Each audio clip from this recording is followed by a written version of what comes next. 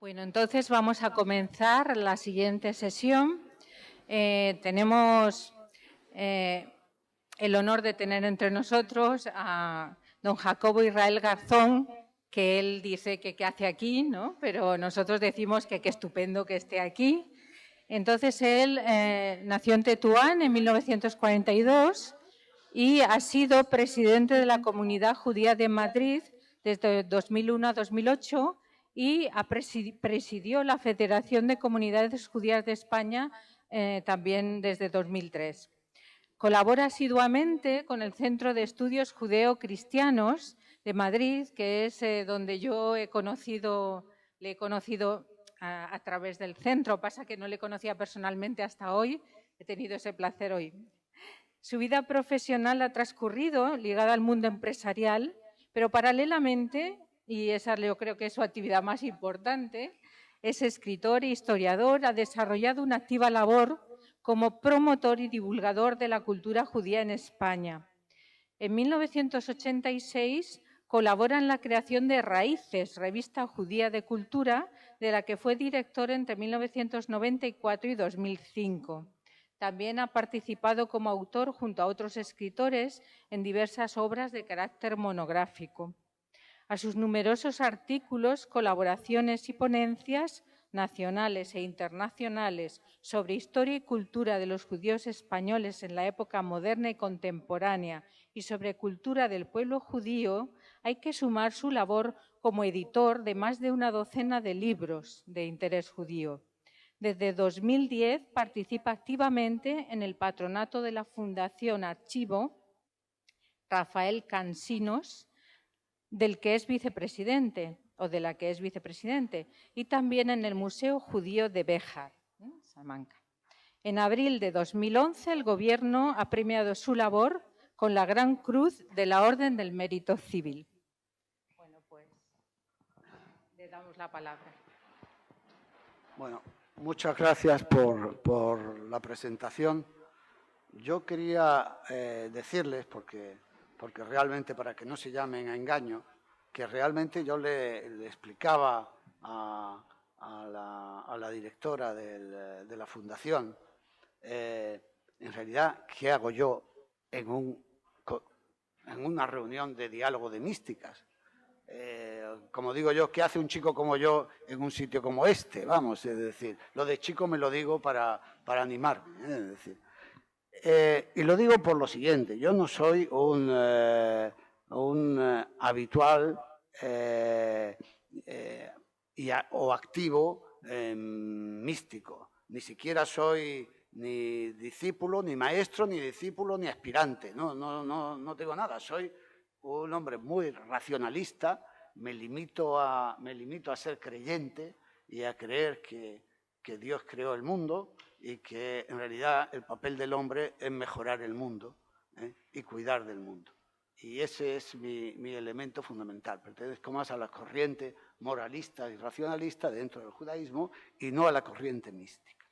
Pero, sin embargo, me interesó desde el principio y desde joven, porque yo era un asiduo lector, todo lo relacionado con la mística judía, pero fundamentalmente por un aspecto que me ha interesado en otros temas de los que he leído, que es la idea de trascender la superficie de las cosas y la idea de trascender la superficie de las palabras y la superficie de los textos.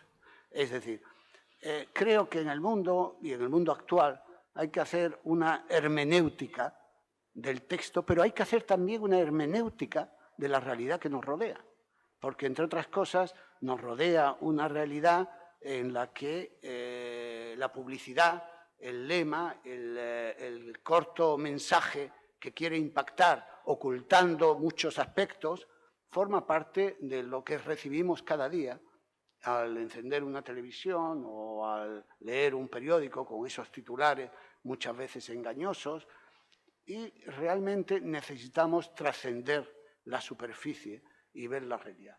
Creo que los místicos, y fundamentalmente el misticismo judío y en general el misticismo cristiano y el misticismo islámico, también estaba impregnado de esa necesidad de trascender la superficie de las cosas. Independientemente de esto, por esta querencia y por mi papel como editor, edité un libro en una edición que no está precisamente muy bien hecha, de un profesor que era Ariel Ben-Sion, que había estudiado hace ya tiempo el tema del entronque de la mística judía con la mística musulmana y cristiana, fundamentalmente en la España medieval. Yo es que hablo bajo, es decir, me van ustedes a perdonar, pero yo hablo bajito y además tengo diapasones, es decir, esto sé que es mi mal, pero no voy a cambiar el modo de... ahora se oye mejor. Y eso fundamentalmente en la época medieval. Ariel Ben-Sion era un hombre que había nacido en Jerusalén hacia 1880. Era hijo de un rabino que se llamaba Yoshua Sion. Él se llamaba, en realidad, su nombre original era, curiosamente, Judá al-Leví, como el poeta medieval.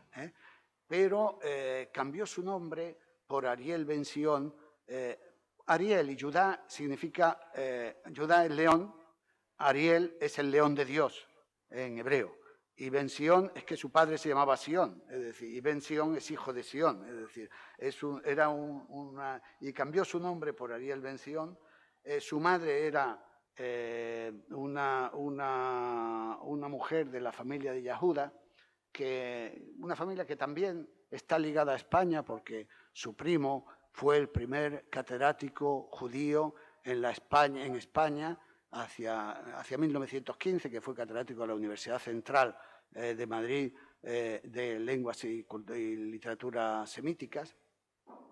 Y él se crió en un ambiente fundamentalmente religioso, y su padre además sí era miembro de una comunidad mística de Jerusalén que se llamaba Betel. Es decir, él se crió en una academia rabínica, estudió en una academia rabínica, luego continuó en otro instituto y también en la escuela Betel, y estuvo muy cercano a los movimientos místicos judíos. Fue un escritor joven e imbuido por estas ideas. Su primer texto se llama, es una temprana novela publicada a los 15 años, que se llama El que nació en santidad. Justamente Hanolad Bakedusha. Estudió luego, posteriormente, en las universidades, estudió en Alemania y en Suiza, y se doctoró en filosofía y también en lenguas semíticas por la Universidad de Berna. Quiere decir que era un hombre muy culto desde el punto de vista religioso, desde el punto de vista místico, pero también desde el punto de vista de las universidades de tipo germánico, como era la Universidad de Berna, ¿no? Él se afilió pronto al movimiento sionista, aunque él había nacido ahí, pero al movimiento de emigración de judíos hacia la tierra de Israel, y de hecho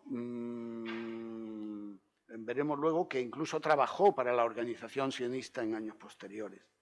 Se casó en un primer matrimonio de la que tuvo 2 hijas, pero se divorció de la mujer y se marchó como rabino hacia 1913 a Serbia, en una comunidad serbia, pero estuvo ahí durante 1 año solamente porque estalló la Primera Guerra Mundial. Y entonces, precisamente en Serbia, es decir, que fue el foco inicial del conflicto, ¿no? Y entonces, desde 1920 nos lo encontramos trabajando para la organización sionista como enviado o como emisario para recaudar fondos para promover la emigración de necesitados, etcétera, judíos en Palestina. Y vino muchas veces a España. Él hablaba normalmente español y visitó mucho España y Marruecos. En todos sus viajes era un hombre muy impelido por los elementos culturales, recogió muchísimos documentos originales. Hoy están en la Universidad de Alberta, en Canadá, fundamentalmente, y es una colección de documentos, digamos, y de manuscritos muy interesante. Volvió a casarse una segunda vez con Ida Ziegler y falleció muy temprano, falleció a los 52 años, en 1932, habiendo publicado una obra que realmente tuvo un cierto impacto, que fue el Zohar en la España musulmana y cristiana. Este libro, que se publicó en España en el año 34, en una edición también, no ha tenido muy buena suerte con los editores, ni con el primer editor ni con el segundo, que he sido yo. Es decir, pero quiero decir que yo no por la edición, eso por otros temas. Y este libro, él fue correspondiente de la Academia de la Historia de Madrid, y yo lo que vengo a relatar, y lo que voy a relatar, es las conexiones que él vio entre el Zohar, que es un libro místico creado en la España medieval, con la mística musulmana y la mística cristiana, tal como él la vio. Fundamentalmente con dos personajes que son Ibn Arabi y Ramon Llull. Es decir, fueron los personajes fundamentales. Luego hace también alusiones a Teresa de Jesús, vamos, alusiones, no, notas sobre Teresa de Jesús y Juan de la Cruz, pero fundamentalmente es sobre Ibn Arabi y sobre Ramon Llull, donde él encuentra conexiones.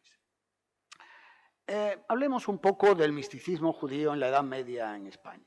El misticismo judío empieza a principios del siglo XIII en España, fundamentalmente, finales del siglo XII, principios del XIII. Una de las conexiones importantes de la mística siempre es con las etapas críticas.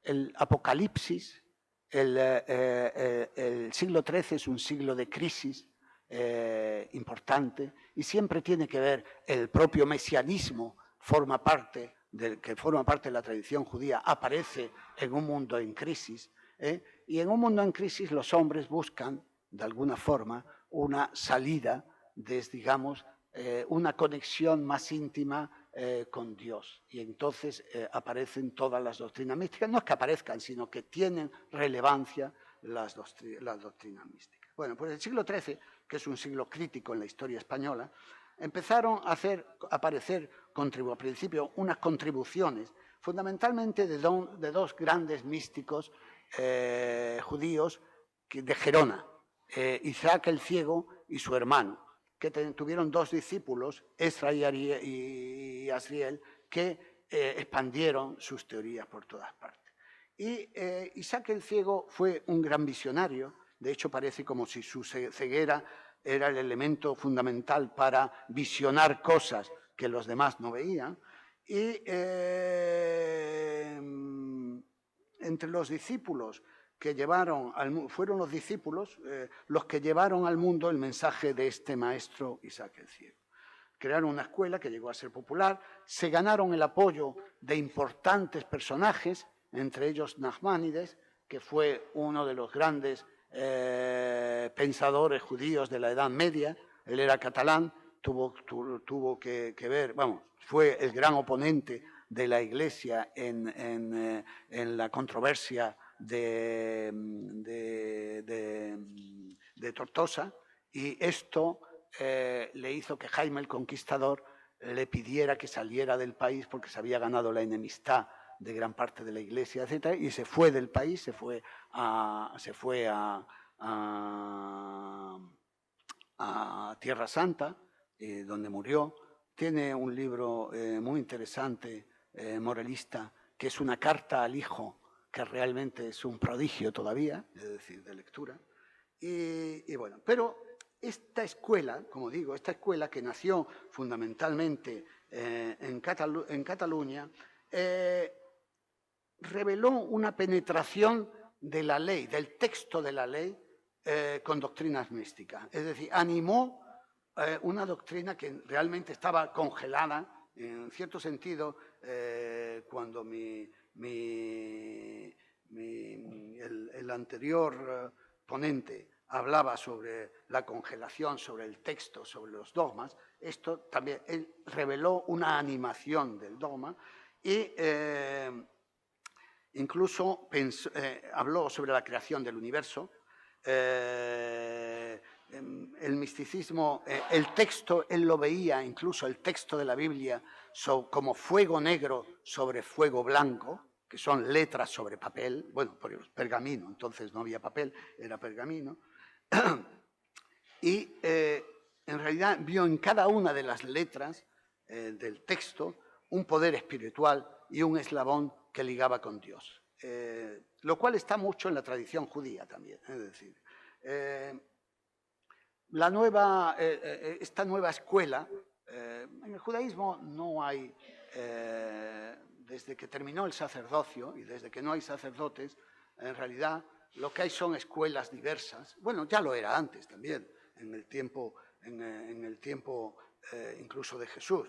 Todo eran escuelas, academias rabínicas, rabinos que tenían una comunidad y que tenían cada uno una interpretación sobre el mismo texto, pero todas eran coherentes y dentro del judaísmo. Y en el judaísmo, pues, esta corriente mística penetró. Pensemos que en España también hubo una corriente racionalista muy fuerte, que fue la de Maimónides, es decir, pero también había una corriente mística. Se ganó grandes mecenas, entre ellas un gran mecenas fue Todros Abulafia de Toledo, y alrededor de Todros Abulafia de Toledo y alrededor de la zona de Castilla también se desarrolló mucho el misticismo, fundamentalmente por Abraham Abulafia, por Isaac ibn Latif y por el rabino Moisés de León, que tiene una importancia primordial, más cerca, una importancia primordial en el Zohar, porque él es el autor o compilador del Zohar. Aunque le dio al libro el carácter de que era un libro antiguo, escrito por un maestro apocalíptico que fue el Rab Shimon Bar Yochai del siglo III, pero en realidad él fue el autor, o por lo menos el compilador de textos antiguos, pero el que le dio forma, y algunos textos antiguos y otros modernos. La Biblia, quiere decir el Zohar, es más que un libro de preceptos, tal como el espíritu congelador del dogma, aunque no sea dogmático, pero lo había establecido. Los hombres deben ocuparse del estudio, eso está también implícito en la tradición, en la mayor tradición judía, pero tienen que hallar los misterios que el texto, tienen que trascender el texto para ver los misterios que se ocultan en el texto. Y el Zohar llega a decir, la Mishnah es un tratado en el que precisamente tiene la parte ya jurídica de la Biblia aplicada, ¿no? Y entonces dice el Zohar, la sepultura de Moisés es la Mishnah. La sepultura de Moisés es esa congelación, precisamente, ¿no? Moisés de León era natural de León, pero él en realidad vivió gran parte de su vida en Arévalo, en la provincia de Ávila. Hubo muchísimas ideas sobre la creación del Zohar, pero al final es un libro, en su forma actual, es evidente que fue compilado por él. Es decir, yo creo que esto es... evidentemente, de las fuentes judías del Pentateuco, de los profetas, sobre todo de Daniel también, es decir, que del Apocalipsis, del libro de Enoc, de libros antiguos, es decir, textos, muchos de ellos que no son canónicos ni en el judaísmo, pero que forman parte de la tradición y de la literatura hebraica, ¿no?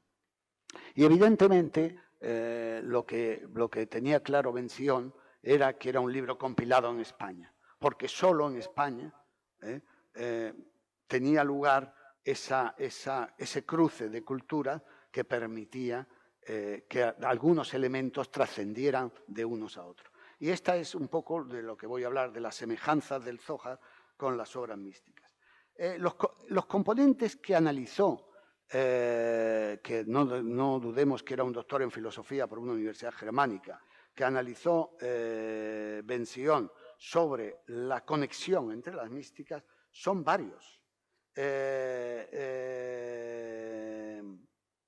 Entre ellas son los métodos prácticos, el modo de llegar a la visión mística, la concepción de la totalidad de Dios, el uso de símbolos alegóricos, la concepción del paraíso y el infierno, esto fundamentalmente entre la mística musulmana y judía, como veremos, la manera de prepararse para la unión con Dios y el hecho de basar las revelaciones en versículos de los libros sagrados. Es decir, estos 7 elementos, 7 grandes conceptos, son los que él estudió fundamentalmente de conexión entre las místicas, no nos engañemos, las místicas españolas de las 3 religiones.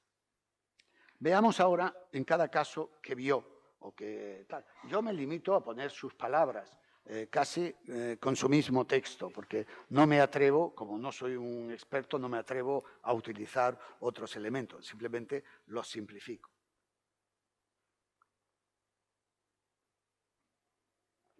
Entre los métodos prácticos está en que a la visión debe seguir la acción, en que no basta ser un visionario, sino que tiene que tener una expresión práctica. Toda contemplación que no es seguida por una acción positiva no tiene valor. Y el universo, y esto está dentro de la tradición judía, tanto racionalista como moralista como mística, el universo depende de ver del bien activo que los hombres hagan. Por eso, en el pensamiento judío, el hombre justo es el sostén del mundo. Algunos habrán leído la doctrina de los 36 justos que sostienen el mundo.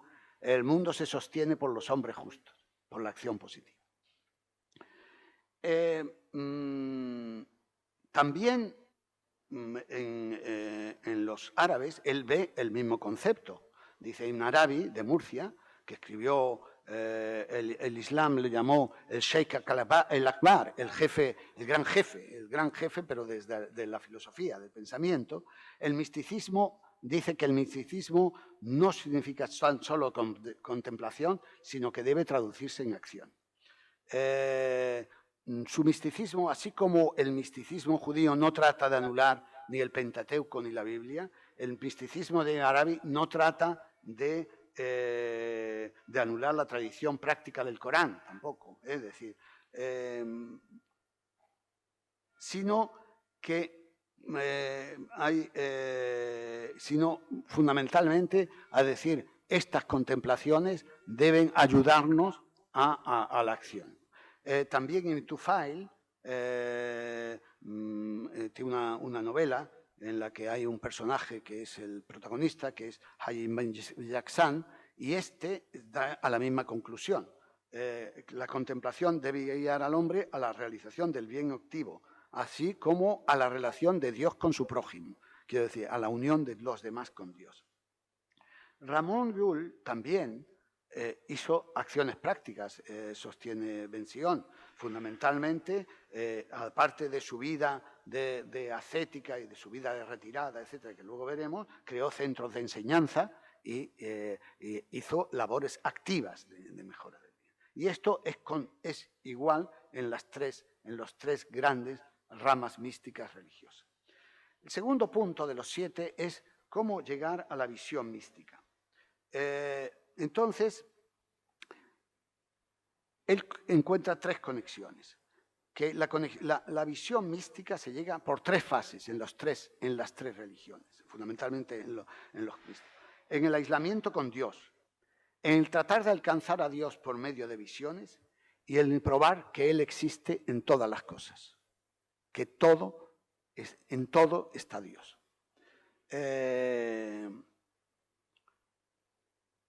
Esdras y Asriel, que eran los discípulos de Isaac el Ciego, escribieron: a fin de hacerse uno mismo merecedor de grandes revelaciones, no es bastante para un hombre ser un docto en la Biblia y en el Talmud, ni aún es bastante el ser un genio. Hay que ser capaz de luchar contra todos los obstáculos a fin de lograr, en el curso del tiempo de una vida media, una comprensión de todos aquellos altos y sublimes misterios que encierra el todo del mundo real. esta visión que yo decía de intentar trascender la realidad, intentar trascender la superficie. Isaac Ben Latif, que también fue otro místico judío, muestra la relatividad entre el mundo espiritual y el mundo material. Dice, cuando el hombre se eleva sobre las alas de una oración que es pura, su alma sube en unión con la oración, alcanza el espíritu del mundo y se vuelve uno con él en el beso del amor. Y el alma ejecuta un acto elevado que da nacimiento a una bendición, el que bendice siempre es Dios en el judaísmo, que viene acá, al mundo de abajo. Ramón Llull, que sabía dominar también las dificultades y se negaba las exigencias de la vida, se hacía una vida ascética también en muchos sentidos, encerrándose en cuevas o entre los árboles, huía de las grandes ciudades y de las cortes de los reyes, de las mujeres, aunque conocemos el amor que tuvo en su juventud por Ambrosia de Castilla, pero todo esto, evitaba todo esto en el aislamiento, esperando en el aislamiento encontrar la luz divina, conectarse con Dios. Y Juan de la Cruz diría más tarde, el alma no puede gozar de la libertad espiritual, excepto cuando el corazón ha logrado desprenderse de sí mismo de la tiranía de las pasiones. El tercer elemento que ve Ben Sion es la concepción de la totalidad de Dios. Y dice que escribe en Arabi, Dios no puede ser reconocido sino por medio de la unión de los extremos, pues Él es el primero y Él es el último. Él es el interior y Él es el exterior. Es el que habla y es el que escucha. Él, la cosa creada, es exactamente la misma cosa que su creador. Todo, dice, emana del círculo central, la luz, que es la presencia de Dios. Así, la sustancia y las emanaciones son uno. Ramón Llull lo dice de otra forma, dice, porque todo es Dios, es porque la ciencia de lo general es posible. Todo es uno, pero al mismo tiempo cada cosa retiene su individualidad, pues dentro de la ciencia de lo general hay la ciencia de lo particular. Llull llama a la ciencia de lo general el árbol de la ciencia, pero hay otras ciencias que son las ciencias particulares. El Zohar dice, todas las creaciones y cosas creadas emanan de Dios. La diferencia entre Dios y sus creaciones está en que las creaciones poseen forma y Dios no tiene forma. Dios es en uno y al mismo tiempo la causa, la sustancia, la forma y el ideal de lo que ya existe y de todo lo que todavía ha de existir. Todo lo que ha sido creado, dice, desde las bestias santas en el firmamento más alto hasta el más diminuto gusano que se arrastra debajo en la tierra, vive en Elohim, Dios, y por medio de Elohim, y por medio de Dios. Y en los místicos cristianos, Luis de León diría, Dios y su gloria no están más claramente reveladas en parte alguna que en la naturaleza. Y Teresa de Jesús decía, al principio era para mí difícil creer que Dios está tan cerca, de que Él está en efecto en cada una de sus criaturas. Pero ahora mis visiones me han mostrado claramente que no está tan solo con la gracia de Dios, sino que Él mismo está en y en Él. El uso de los símbolos alegóricos es el cuarto tema de la conexión entre la mística. Tanto en Arabi como el Zohar dicen que el Dios es luz. Lo hemos oído antes, pero Dios es luz. En Arabi tiene una alegoría sobre las dos luces, que también lo usa Llull al comparar la luz de la fe con la luz de la comprensión humana. Ibn Arabi compara la influencia de los mundos superiores sobre los inferiores a la llama de una bujía, que tiene distintas luces. Ramón Llull utiliza también otras alegorías, porque no solamente la alegoría de la luz, utiliza la alegoría de los 10 mandamientos quebrantados, los 3 sabios de que buscan por distintas rutas, que son judío, cristiano y musulmán, para llegar al mismo sitio de la dama que se llama inteligencia, ¿no? que encuentra con árboles de distintas virtudes, que son las distintas virtudes, y los pecados, y los distintos pecados, ¿no? El simbolismo místico del Zohar también tiene esto, ¿no? Las relaciones de las escrituras son hechos históricos. Para el judaísmo la Biblia es un hecho histórico, pero su mayor importancia está en que conducen al observador a las altas verdades que simboliza. Y luego, entre las alegorías y entre los elementos parábola, que es fundamentalmente el movimiento parabólico, está el caso de un rey que envía a su hijo al interior del país para que pueda hacerse fuerte y robusto y adquirir conocimientos.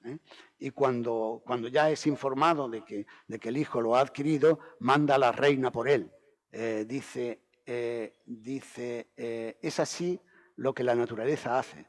Engendra un hijo para el rey del universo, el alma divina, y el rey lo envía aquí abajo, la tierra, para hacerse fuerte y ennoblecerse. Otra forma de simbolismo es el de la mujer amada. Lo hemos oído antes en el Islam, y no sé si conviene tal, pero los términos de amor humano están muy relacionados con los temas del amor divino. Es decir, Ibn Hazm, un musulmán que vivía en Córdoba, tiene un libro, El collar de la paloma, que también expresa el amor de Dios en temas del amor humano. Ya lo expresaba el Cantar de los Cantares, ya lo expresaba el Cantar de los Cantares. Ibn Arabi explica que en su libro Tesoro para amantes, que si yo empleo el lenguaje del amor para expresar pensamientos suaves concernientes a movimientos espirituales y a enseñanzas de la filosofía y de la ética, es porque los hombres están inclinados a tratar con tales fantasías amorosas y son así más fácilmente atraídos al sujeto de mis cantos.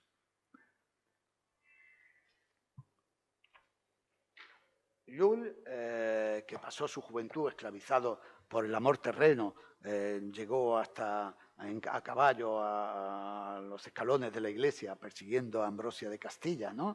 Es decir, traspasó este amor a sus cantos a Dios, es decir, que están fundamentalmente muy relacionados con el Cantar de los Cantares al que hemos dicho. Él también nos cuenta cómo iba a visitar las flores y las lilas le cantan a su amado, más puro y más blanco que ella, que su amado es Dios. Es decir,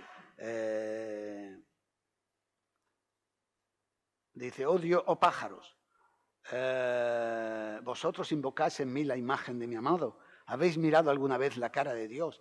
¿Quién os salva de la independencia y profundiza vuestra capacidad para el amor a profundidades inconmensurables? Quiero decir que esta conexión también es otra parte del movimiento alegórico que utilizan las tres religiones, ¿no? Esto es la concepción del paraíso y del infierno, fundamentalmente entre la mística musulmana y la mística judía. Hubo ya, además aquí Ariel Ben-Sion tiene una doctrina que ciertamente a los que nos gusta el pensamiento puede tener conexión. Él dice que hay dos grandes movimientos, y de hecho lo hay, el movimiento apocalíptico, la literatura apocalíptica. En la literatura apocalíptica judía estaba, en la primera literatura apocalíptica, está descrita la ascensión de Rebbi Ismael al paraíso, que pasó a través de 6 palacios antes de llegar al palacio donde está la gloria de Dios, y a la entrada del 7º palacio pide, por los méritos de Aarón, el gran sacerdote, que no le echen los ángeles fuera del cielo. En respuesta a su petición, el ángel Metatrón, mandan al ángel Metatrón para introducirlo dentro del palacio y ve a Dios en toda su gloria. Pero los serafines de la llama divina le miraron tan fijamente que perdió el conocimiento. Entonces Dios reprendió a los ángeles y Metatrón le devolvió el conocimiento. Una sorprendente semejanza con lo sucedido a Mahoma en Arabi.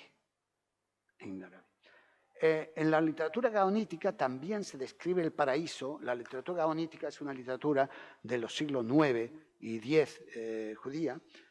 Fundamentalmente es una literatura en Babilonia, tiene lugar en la escuela de Sura y Pumbedita, y también el paraíso está en 7 palacios y el infierno describe también el palacio. Pero la opinión de Ben-Zion es que no es solo la literatura apocalíptica,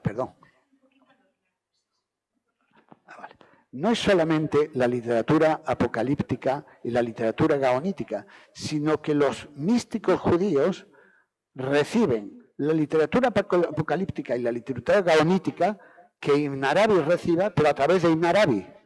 Quiere decir que Ibn Arabi, a su vez, influye en los místicos judíos. Porque en realidad él precedió la aparición del Zohar. Ibn Arabi es anterior al Zohar y entonces influyó mucho. Él dice que la lectura de la literatura apocalíptica y de la literatura gaonítica por Ibn Arabi es lo que da el deseo de espiritualizar la concepción musulmana del paraíso y del infierno, que era inicialmente una concepción más banal, y que la espiritualiza y que luego los judíos medievales toman también de Ibn Arabi esta concepción. En Arabi lo tiene eso fundamentalmente en Al-Futuhat y en el Zohar es el libro que tiene, ¿no? Y entre los puntos de conexión que ve están muchos. El paraíso está colocado directamente encima del infierno. El alma pasa a través del mismo número de fases. Los pecadores están divididos en diferentes clases en relación con la enormidad de sus pecados, mientras que los justos están clasificados según su mérito. En el principio que rige la manera de castigar, sino que no es dogmático, sino ético. En la comparación del infierno, una serpiente. En la idea de que en el infierno todo viene solamente del lado izquierdo. En la purificación por el fuego. En el Zohar se llama el río de fuego, en árabe lo llama el Sirat, es lo mismo. En el significado atribuido al árbol que está en medio del paraíso y del cual depende la vida de las almas. En describir el todo de la vida futura y como la concentración y la visión de una gran luz blanca, que es Dios, y que el objeto de todas las cosas es buscar la comprensión completa del infinito. Y en el método de cada ser, que cada alma vea a Dios en la luz del grado que ha sido capaz de alcanzar por su mérito. En conceder un lugar más alto a los místicos y a los que se han ocupado de los misterios que a todos los demás. Pero bueno, esto forma parte de la naturaleza humana, que es concederse a los suyos siempre el tal. En la concepción de que la revelación o la adquisición de la ambición del infinito conduce al éxtasis, del gozo. En la riqueza de descripción y prodigalidad de imágenes, que son en gran parte orientales.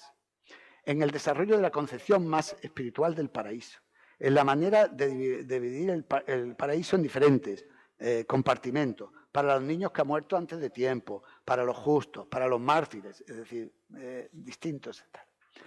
Entonces, vemos que hay en el tema no estudia la conexión del paraíso, el infierno, con la mística cristiana, estudia fundamentalmente con la mística musulmana. Es decir, veamos otro de los puntos, de los 7 puntos, que es la manera de prepararse para la unión con Dios.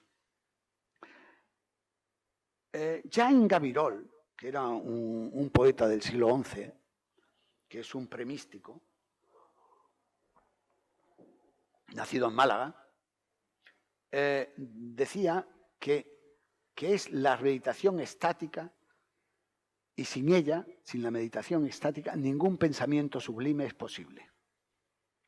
Los místicos árabes dicen que el éxtasis que emana de la intuición es más grande que el que emana de la razón. Seguramente el éxtasis tiene razón, es decir, pero yo sigo siendo racionalista, es decir, que el hombre es capaz de alcanzar las alturas por medio del éxtasis, que es la cosa más perfecta de toda la creación.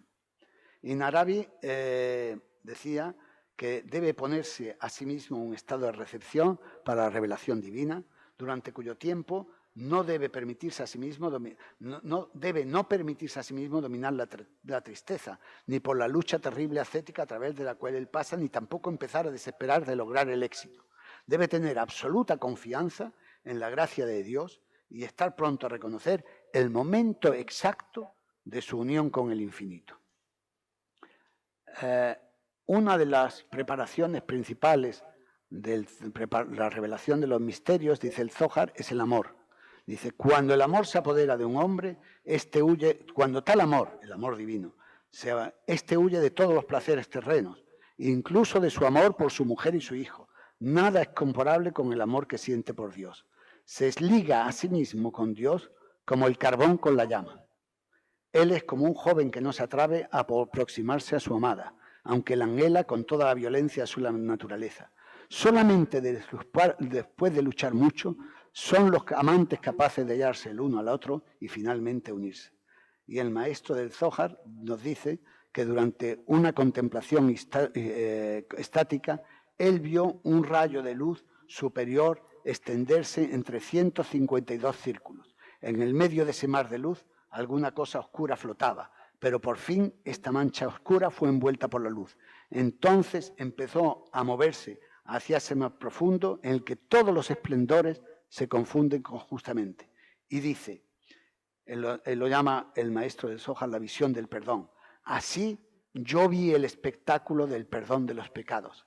Así es purificado el pecado e iluminado.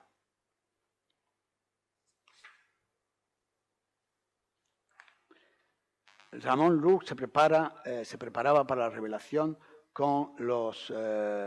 y para la unión con Dios, buscando los sitios más solitarios y los caminos más ásperos, también el camino ascético.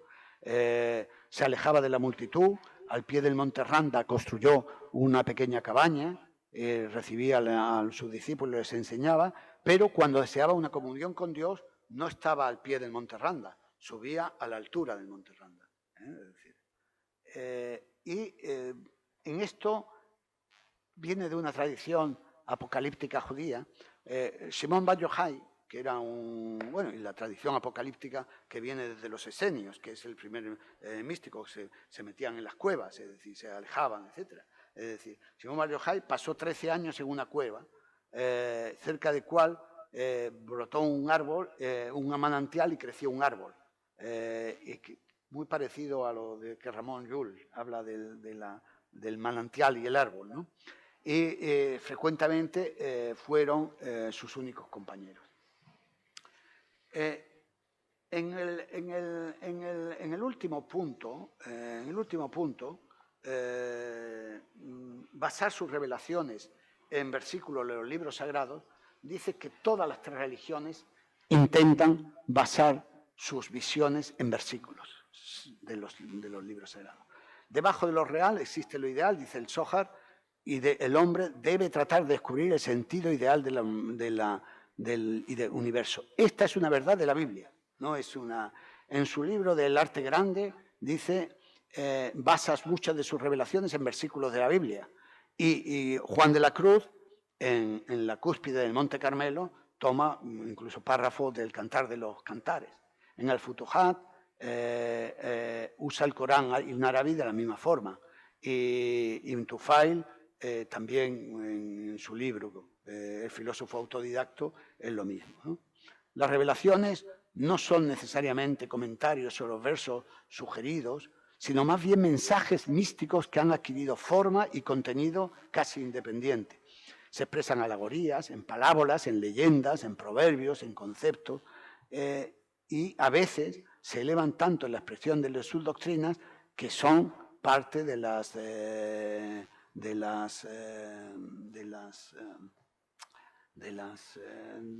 más sublimes obras o las obras más espirituales de la humanidad. Y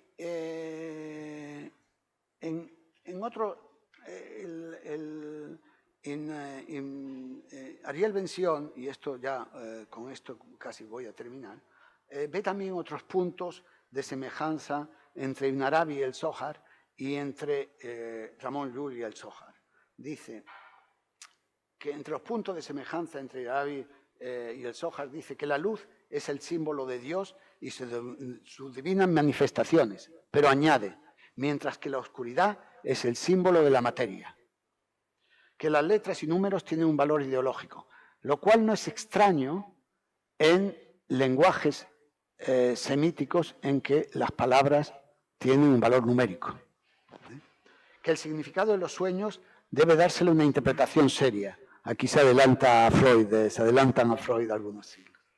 Que la creación se originó en un punto o círculo que emanó del infinito y que de ese punto o círculo emanaron a su vez todos los otros círculos. En esto insistieron mucho también los místicos posteriores a la expulsión de España.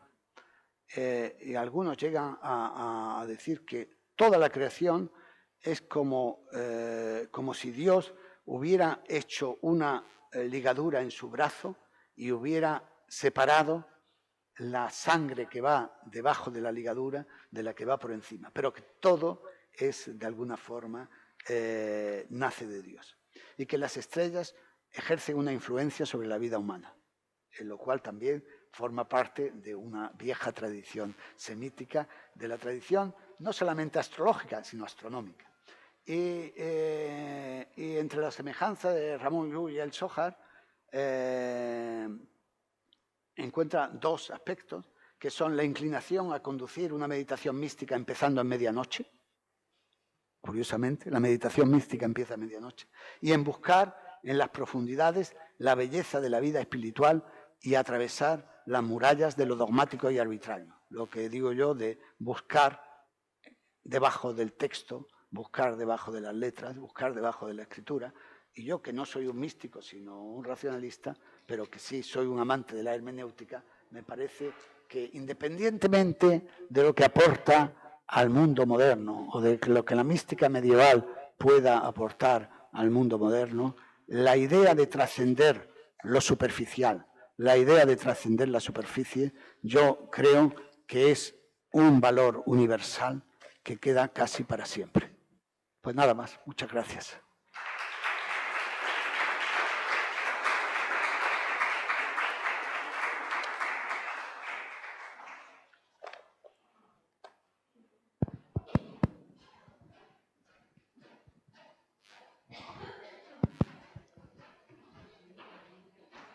Bueno, a continuación, pues eso, tenemos el coloquio, así que si agradeciéndole, hay pregunta, si no, tampoco...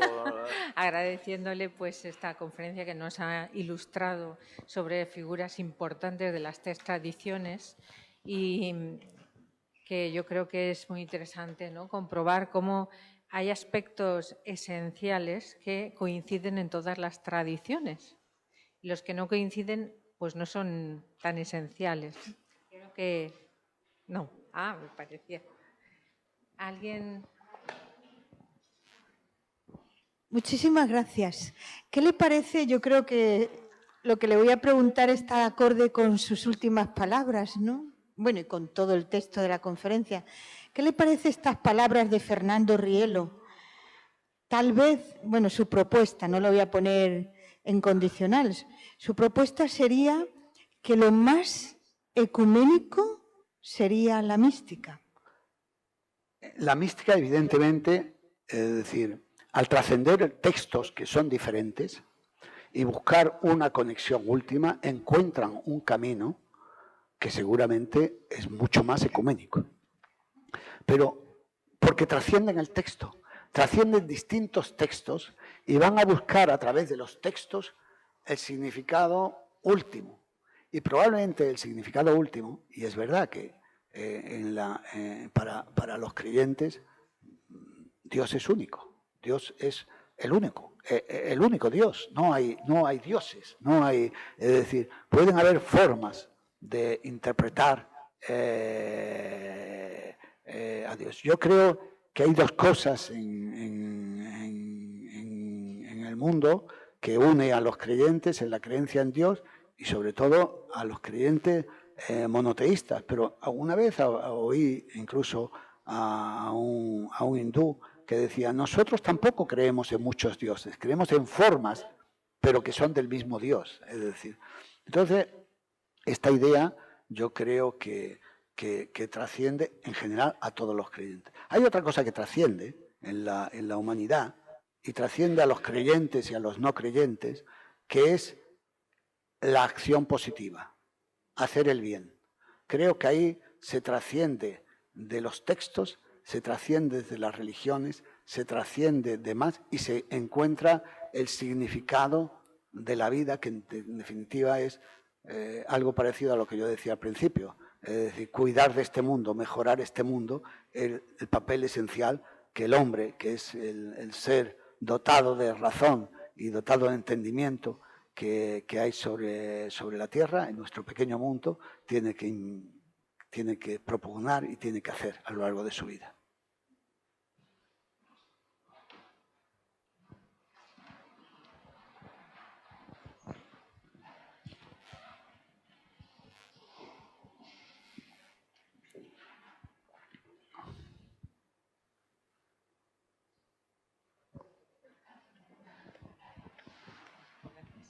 Bueno, pues entonces una pregunta que estaba pensando, ¿no? Esto que estaba diciendo, ¿no? Que sobre el bien y que es verdad, en todas las manifestaciones de la mística hay un compromiso.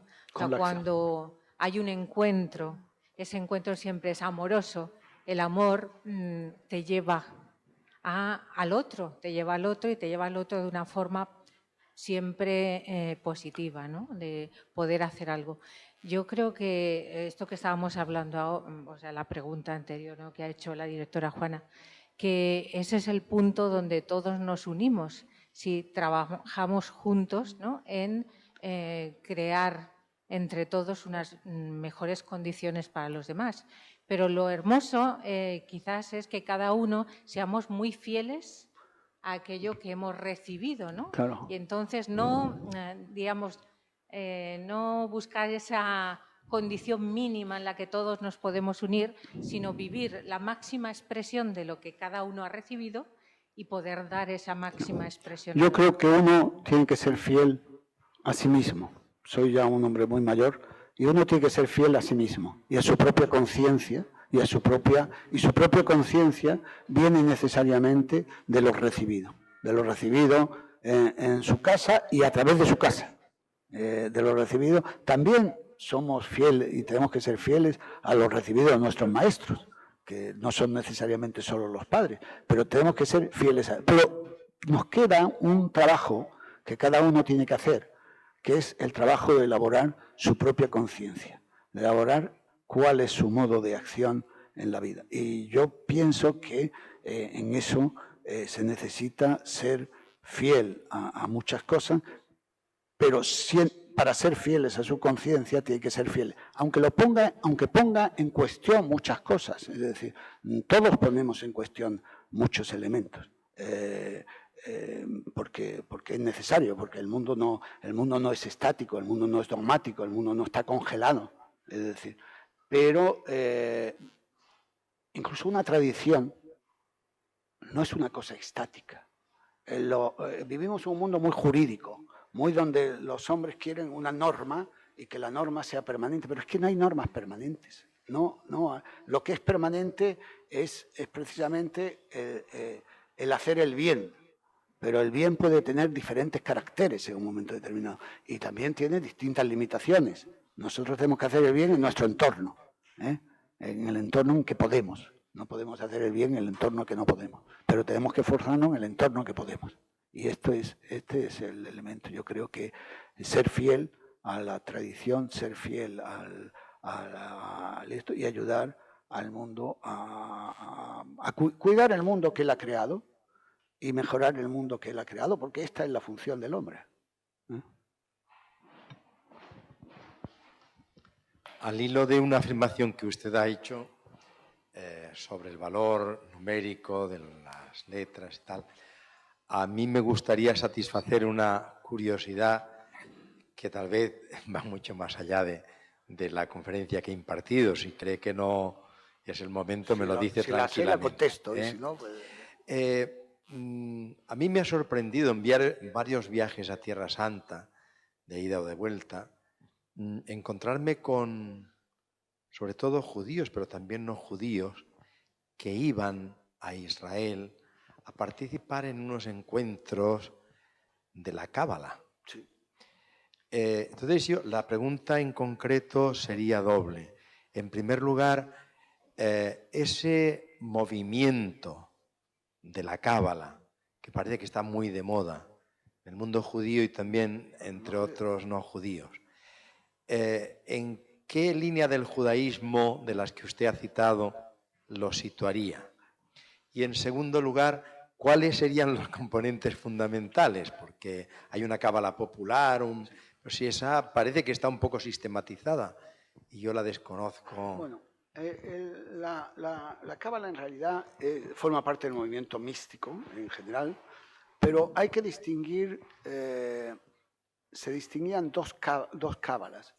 El movimiento cabalístico se separaba en dos grandes ramas al final, es decir, independientemente de múltiples ramas. El judaísmo nunca es monolítico, porque como digo, como desde que el sacerdocio desapareció, el hombre individualmente es responsable de su conexión con Dios, tiene unos textos, pero es un texto, y precisamente por eso la hermenéutica del texto está tan acendrada en el judaísmo. Es decir, en realidad toda la hermenéutica y la exégesis bíblica judía es hermenéutica, vamos, no es otro tipo de cosa. Pero distinguían dos tipos de movimiento cabalístico.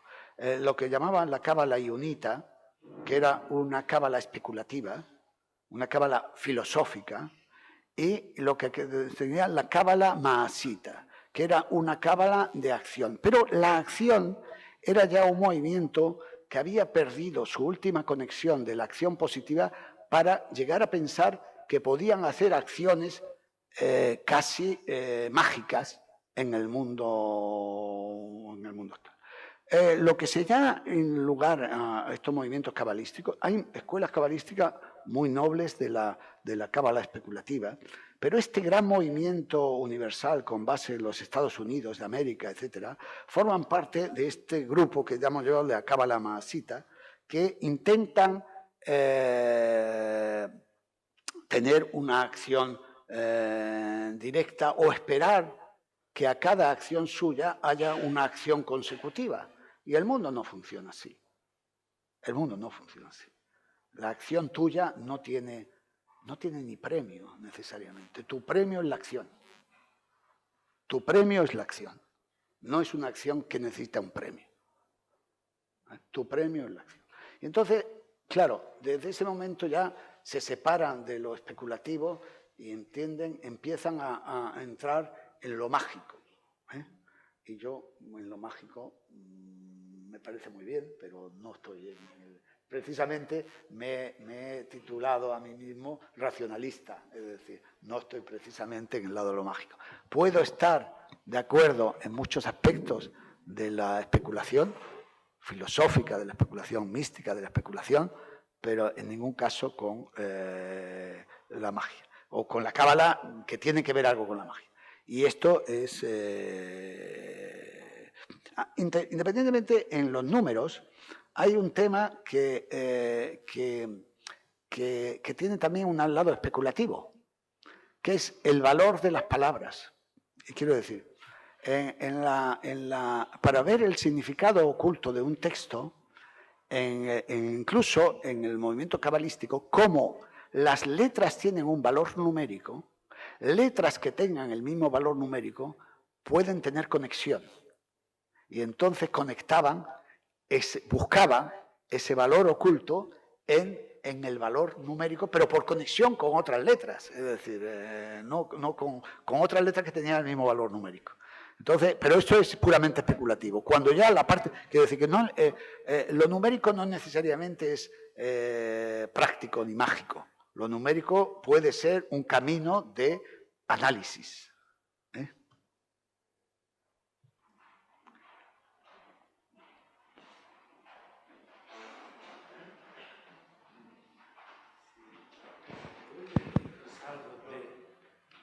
Si puede decirnos algo de todo lo que es los Hasidim, ¿De lo que es? Los Hasidim. Los Hasidim fue un movimiento místico, es un movimiento místico de Europa, nacido en Europa. Vamos a ver. Hasid significa piadoso. Es un movimiento místico que nació en la Europa oriental hacia final del siglo XVIII, también en una época de crisis, de la Europa oriental, una época de guerra, después de la guerra de los cosacos, y en fin, de tremendos sufrimientos. Y venía a ser también, cuando decíamos antes, buscaban, igual que los cabalistas de la Edad Media, el gozo en la relación con Dios.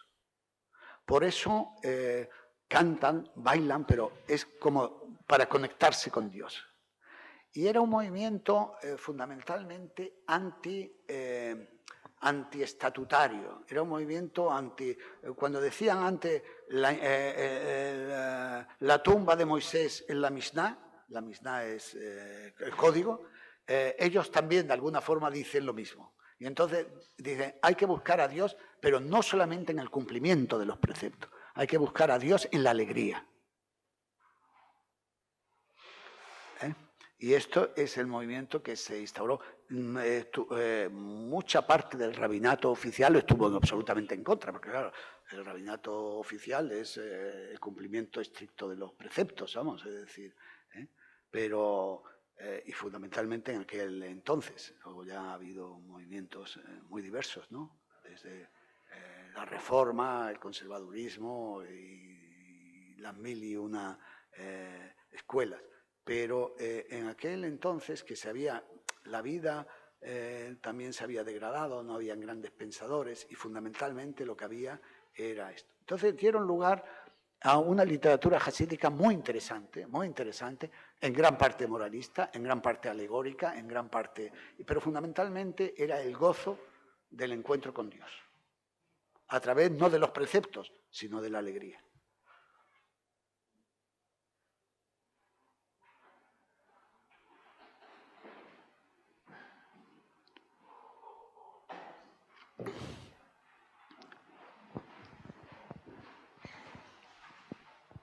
Pues agradeciendo nuevamente a don Jacobo Israel Garzón su ponencia y la experiencia que nos ha contado con ella, ¿no? Pues, y a todos ustedes las preguntas, pues vamos a hacer un pequeño descanso y a la 1 en punto empezamos, ¿no?, la siguiente ponencia de don Maximiliano Herray sobre la actualidad de la mística de Santa Teresa. Nada más actual por el...